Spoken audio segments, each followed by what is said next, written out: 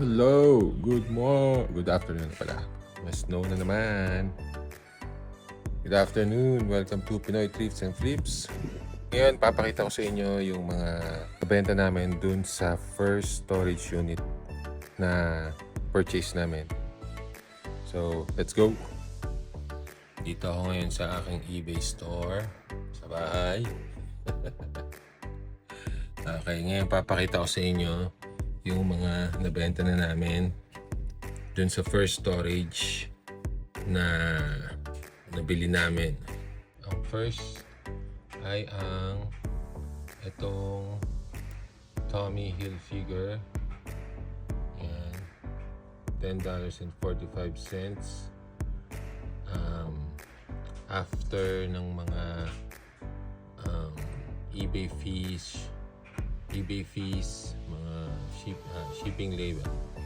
Tsaka lahat kasi ng mga posting ko is naka-promotional. So may ad fee siya na 37 cents.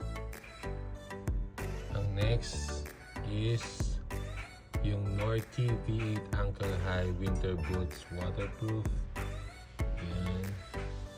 Nabenta siya after fees. Ang kinita natin is $14.35.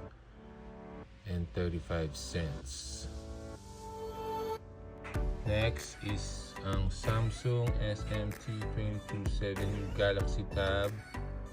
And after fees, nakuha natin is $24.95.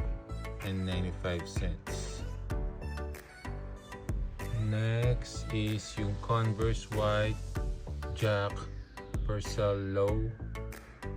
Yan siya. After fees, $22.74.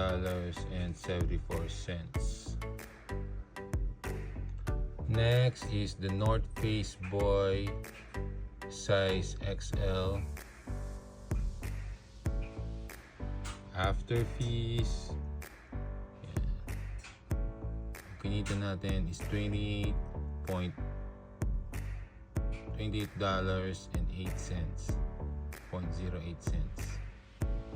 Next is the Bobo Bird P09-1 wooden watch for men. Benta siya na ang kinita natin is $19.59 after ng mga fees, eBay fees. Next, yung Samsung Galaxy Tab A9 Plus Wi-Fi tablet. And after eBay fees, $58.22.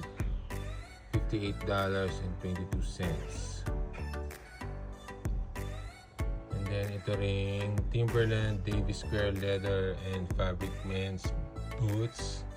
Ayan siya.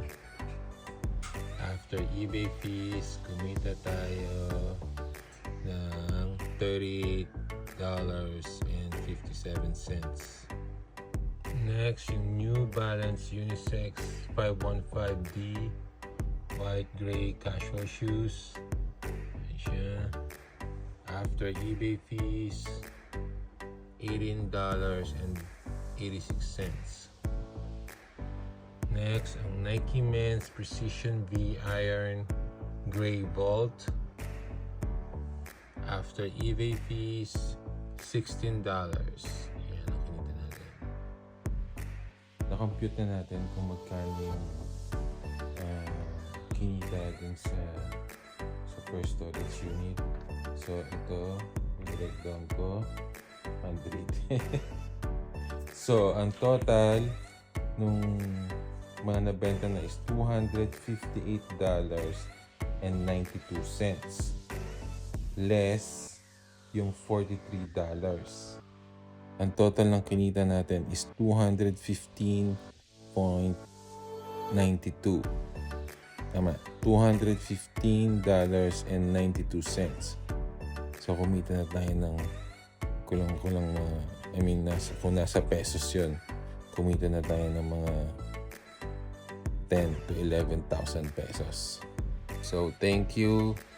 For more videos, mga storage unit, garage sales, estate sale, please follow Pinoy Thrifts and Flips.